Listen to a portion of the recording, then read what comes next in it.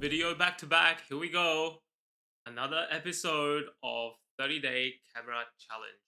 Today is the 18 and the topic is reflect on your strength and your weaknesses.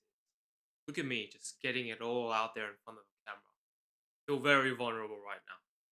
But no matter, as you can see, I'm standing up. There's no script behind me. There is some bullet points on my screen that I might just quickly glance over every once in a while. But I'm winging it because that's the whole point of this camera challenge. Get myself familiarized with talking in front of the camera as if I'm talking to a normal person. And so far, I'd like to think, it's working, maybe.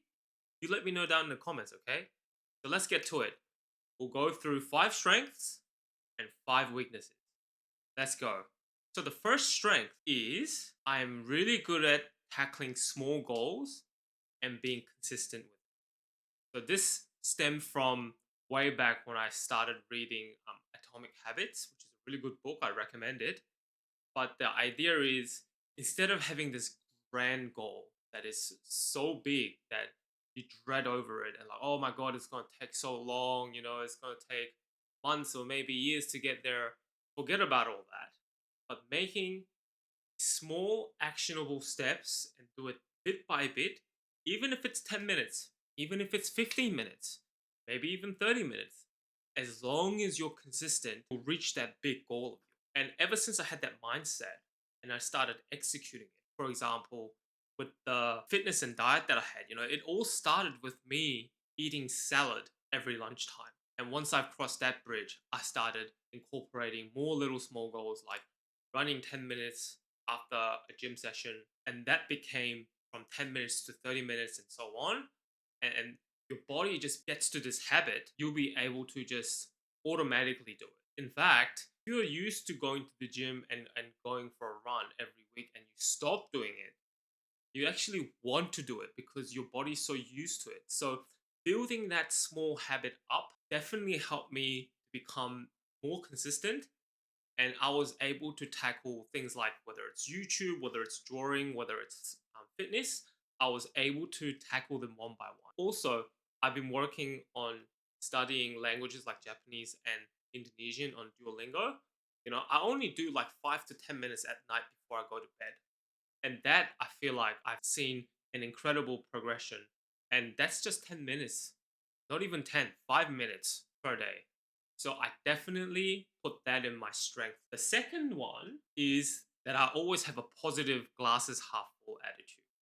Now this attitude is probably better for worse, even if you're having a hard time. Having this mindset definitely gets you through the tough times or the tough days, whatever you have it. A lot of my colleagues, when you get that half yearly feedback or, where you're doing a full review, they tell me that I'm usually good to work with, but maybe because I have the positive attitude and it kind of oozes out to the team, and maybe I'm really good to work with. Who knows? The third strength is that I'm not afraid to admit my mistakes, and I always try to learn from this experience. This happens a lot when I'm at my work, especially when you're in a new role or you're in a completely new field. So I was an analyst back then, but now I'm a data engineer, and you're always gonna run through mistakes and you're always gonna stumble on things and you're always gonna make mistakes, but don't let that get ahead of yourself.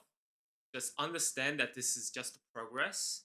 The fact that I'm always willing to learn and admit my mistakes and come clean and let them know that I've made a mistake usually is a much better transition or is a much better process than whether you're denying whether you've done something wrong or you avoided something like that. And another strength is that I genuinely like to please people, and I think that shows the fact that a lot of my colleagues and my friends say, I'm really good to be around with and to work with. Seems like we're having a good time. I don't know if any of my friends are watching this.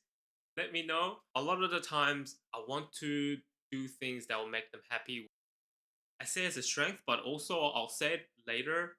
It can also be a weakness, and I'll explain it on the weakness. And finally, my fifth strength, I'm an expert introvert. Because I've been an only kid, I've learned throughout the years to entertain myself to the full extent. Like you could leave me alone for a whole week or whole month or whole year, provided that I all have my gadgets around, I'll never run out of things to do.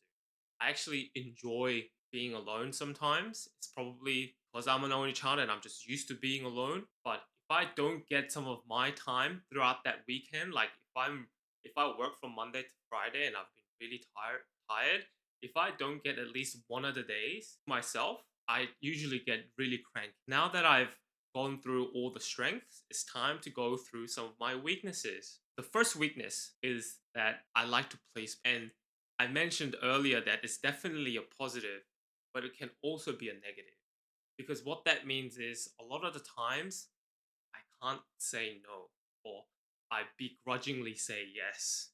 And sometimes I don't communicate that to other people. It's really hard for me to say no. Usually it ends up me promising something that I really don't want to do, but I do it anyway. And I don't obviously tell them, but I get really upset. Try to keep it to myself. I tend to vent my frustration to some of my closer family and friends, and I shouldn't do that. So definitely it's one of my weaknesses. Better to say no, go through that bit of a choppy seas, bit of conflict. I'd like to think that the person who I said no to, that our relationship is strong enough for us to run past that and then move on so we can do other things.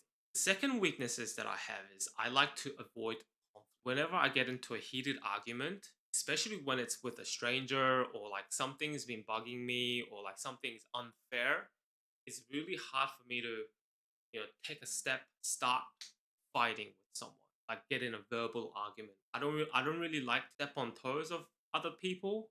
Is that a phrase? I think so. One of the example is when I'm talking to like a call center operator and some of the things that I expect didn't happen and I'm trying to get them to rectify it.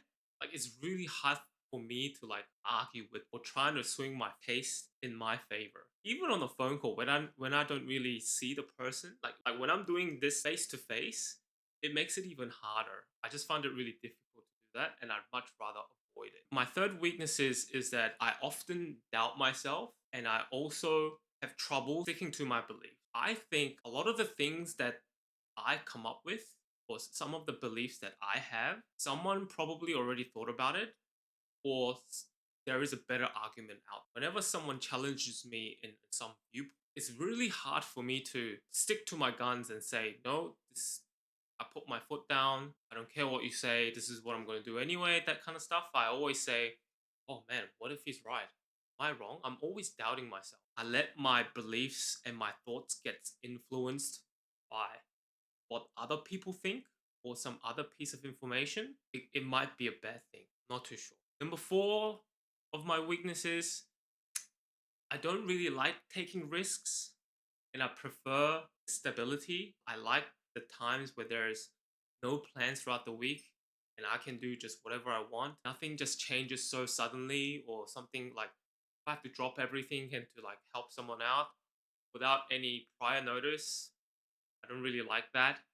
But also, like, if an opportunity arises and I have to make big changes to my lifestyle, I'm usually very against that. And sometimes, the risk is there, but the potential outcome could be phenomenal. But there were times where I just don't bother because there's too much change in my life. But life is all about change, right? I need to take more risk. But I don't know how I feel about that given as I get older, I get more responsibility and I feel like I'd be more risk averse in the near future. And finally, the final last weakness points is that I tend to overgear things. I tend to buy stuff thinking that I might need it. For example, this YouTube video thing. Or maybe I need like a variable ND filter for photography. Or maybe I need a handle. So you buy all this. But the fact is you never really use it because it's always going to sit, the camera is always going to sit indoor in front of a tripod. Just think about all these situational instances, but that situation doesn't really come. So I need to stop doing that and only buy things when I actually need it, when I actually come across that situation, and that situation have to come forth more than once. Because if it's just once and I can just work around it, I maybe don't even need it the next time. And I need to stop doing that because burning a hole in my pocket, basically. Anyway, those are my 5 strengths. Those are my 5 weaknesses. I hope you liked this video, and I'll see you in the next one.